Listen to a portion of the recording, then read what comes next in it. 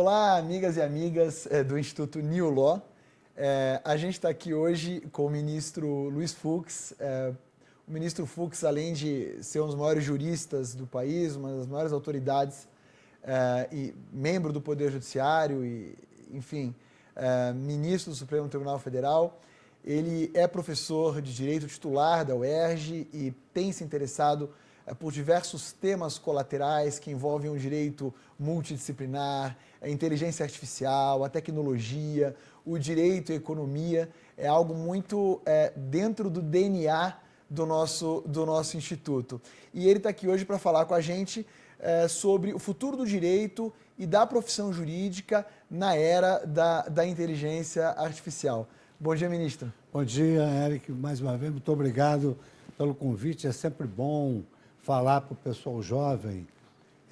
Eu sempre me recordo de uma passagem da oração Os Moços, de Rui Barbosa, que dizia que na ordem da sacralidade das palavras, a oração vem, a fala-mocidade vem apenas abaixo da oração. Sorte que eu gosto muito de participar desses eventos onde nós podemos transmitir esperança e sensações de vitória para os jovens. Obrigado, ministro. Eu vou logo para a primeira pergunta impactante, que eu acho que todo mundo está interessado em saber. Não se fala em outra coisa, né, no universo jurídico, e o ministro tem a possibilidade de olhar, vou dizer assim, o mercado jurídico como um todo daqui do Supremo Tribunal Federal, mas não só, porque circula o Brasil todo, e palestras e universidades. Qual é, na sua visão, o impacto da tecnologia e da inteligência artificial no direito e na profissão jurídica para os próximos anos? No meu modo de ver, o impacto da inteligência artificial no direito vai, digamos assim, convergir para um grande valor, que é o valor da eficiência. Então, a inteligência artificial, ela, na verdade, são máquinas, né? Vamos dizer assim, máquinas inteligentes, que sabem perceber e oferecer soluções. Então, eu vou citar um exemplo simples aqui do Supremo Tribunal Federal que vai demonstrar quão importante é a inteligência artificial. Em primeiro lugar, o profissional do direito precisa digamos assim, se conciliar com a linguagem da informática, do mundo digital, a logística dos algoritmos. Quer dizer, é preciso ter uma noção básica da inteligência artificial. E falar em algoritmo é a mesma coisa, o nome às vezes parece difícil, mas é a mesma coisa que criação de um banco de dados. Então, eu vou dar um exemplo aqui do Supremo Tribunal Federal.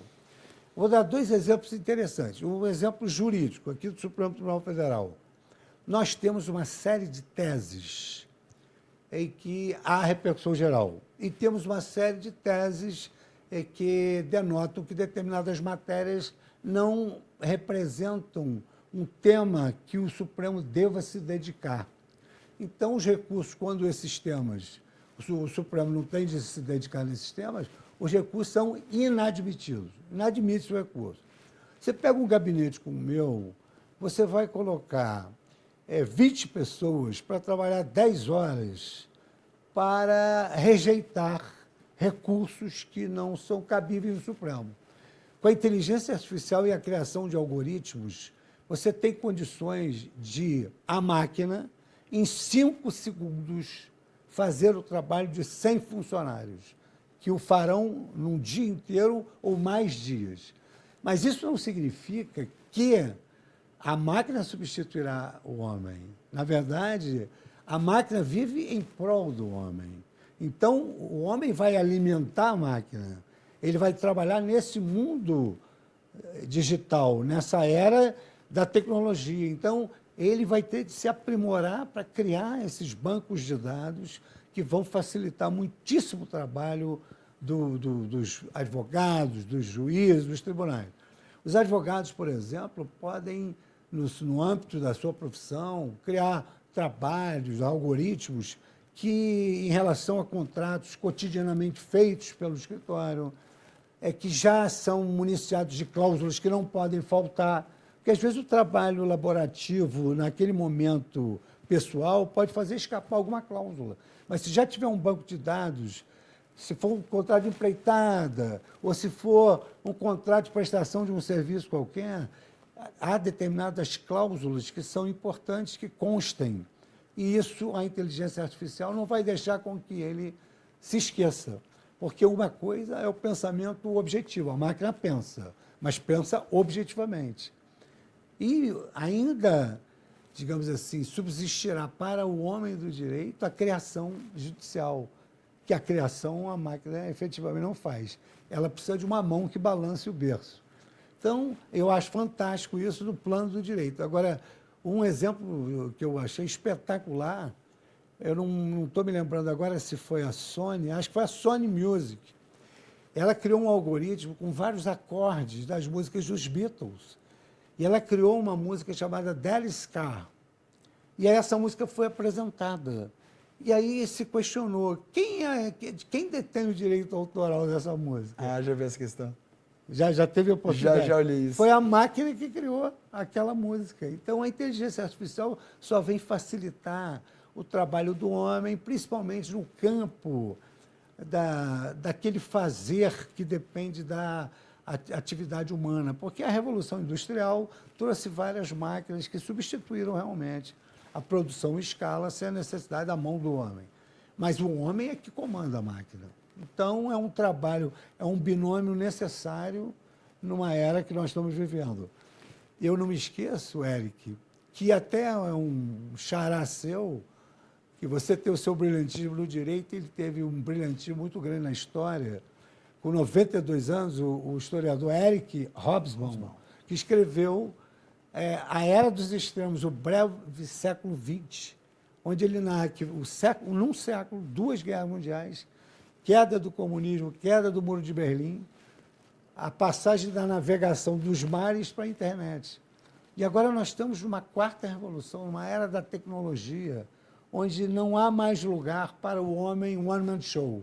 É necessária a introdução da tecnologia, da máquina e da inteligência artificial. E por isso é que eu acho muito importante que os homens que atuam na área jurídica, eles comecem a se preparar para entender a linguagem dos algoritmos, para entender as estratégias do mundo digital, porque isso só tem a acrescentar. Maravilha. E esse é um pouco o DNA nosso, né, que fez a gente criar o New Law. Eu sempre digo o seguinte, o sujeito, estou falando do homem ou da mulher do direito, né, ele tem 2 opções.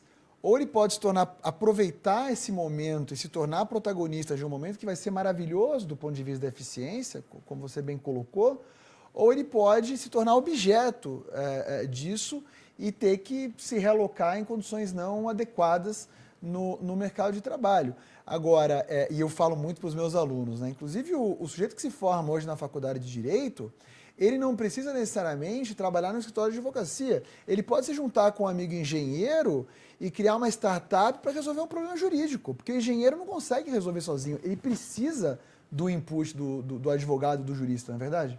Não, hoje em dia, os escritórios, tanto quanto eu tenho conhecimento, porque, como você disse, eu não me limito à atuação da judicatura e nunca me limitei. Desde a época do Ministério Público, com 23 anos, eu exercia concomitantemente função pública de Ministério Público e vida acadêmica. Magistrado, vida acadêmica. Nunca parei. Nunca parei. Até hoje eu tenho entusiasmo para escrever, para viajar, para fazer palestra, para me atualizar com os meus assessores, como, por exemplo, lancei um livro recentemente sobre análise econômica do direito com o juiz Bruno Bodar, que é meu assessor. Então, e nós já viajamos várias vezes para vários lugares do mundo. Então, acho que nós temos que nos atualizar constantemente. E vários problemas jurídicos, várias questões jurídicas dependem de conhecimento interdisciplinar. Quem quer que tenha curiosidade de ler a abertura do livro do professor Mauro Campelletti, O Acesso à Justiça, na apresentação ele diz isso. O mundo do direito será um mundo não daqueles homens que só conhecem o direito, mas um mundo do homem que tem de ter um conhecimento interdisciplinar, conhecimento de sociologia, antropologia, filosofia E agora eu acrescentaria economia e a área tecnológica. É preciso esse conhecimento completo, porque não há mais lugar, como você bem destacou, para o profissional que está insciente desses novos instrumentos que vão auxiliá-lo na prestação da justiça. O ministro é brilhante. Ele antecipou a minha próxima pergunta, que era exatamente a importância de estudar esse novo direito, né, esse direito interdisciplinar. E ele comentou do juiz e professor Bruno Bodar, que é meu amigo. Esse é o livro que o ministro Fux escreveu com o Bruno. É um livro sensacional, já tive a oportunidade de ler. O Bruno é meu amigo, então a gente troca muitas ideias. E o Bruno é professor do Instituto New Law. E o ministro Fux é palestrante, vai nos brindar mais à frente com uma palestra para desenvolver melhor esses temas que ele está trazendo aqui hoje. Ministro, uma última pergunta. Claro. Lá no ênfase, e o ministro esteve em Harvard comigo, a primeira vez que eu tive a oportunidade, não como aluno, né, mas de organizar um evento e de palestrar na Harvard Law School foi com o ministro Fux. É verdade. Você se lembra, né? Estava eu, o senhor meu orientador, o professor Oren você, Barguil. o professor Oren Barguil de Jerusalém. Exatamente. Né? Exatamente. Foi muito interessante. E o que eu queria dizer é o seguinte, é uma pergunta, na verdade. Lá no New Law, a gente teve essa preocupação de trazer professores de fora do Brasil, de Harvard, do MIT, de Chicago, de Colômbia, da Índia, da China, da Alemanha, e obviamente com aulas legendadas em português, que é para democratizar o conhecimento, junto com professores brasileiros e jovens professores brasileiros ou professores já tradicionais da academia, tudo junto e misturado. O senhor acha que essa diversidade é importante? Eu acho que é importantíssimo o conhecimento interdisciplinar e um conhecimento transnacional. Porque, por exemplo, o Brasil hoje adota o sistema de precedentes, mas quem é que conhece melhor os precedentes do que os professores do sistema anglo-saxônico? Você tem hoje professores de análise econômica do direito e de direito e economia da Índia, Márcia Sen, sensacional, o professor também é de Harvard. Então, e muitos estudantes brasileiros, e isso é uma realidade muito importante, eu até parabenizo o ênfase por isso, porque muitos estudantes brasileiros não têm condições de viajar para o exterior para poder colher esses ensinamentos. Então, o ênfase traz aí um acesso multidisciplinar, um acesso de direito comparado para aqueles alunos que não têm condições de frequentar escolas alhures, mas que, veja você, através de uma plataforma, eles vão conseguir acessar as ideias que vêm do exterior, que são importantes. Nós aqui, no Supremo Tribunal Federal, muitas vezes nós julgamos casos que têm muita semelhança com casos que foram apreciados pela Corte dos Estados Unidos, por exemplo, a questão da legitimação da união afetiva, a questão da antecipação terapêutica do parto de feto anencefálico. Com relação à Colômbia, a Colômbia é uma corte de ponta.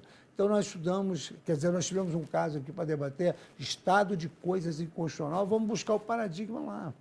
Então, essa fusão das escolas do Civil Law e da Common Law faz com que o aluno adquira um conhecimento enciclopédico que dá a ele um destaque e uma posição diferenciada no meio jurídico.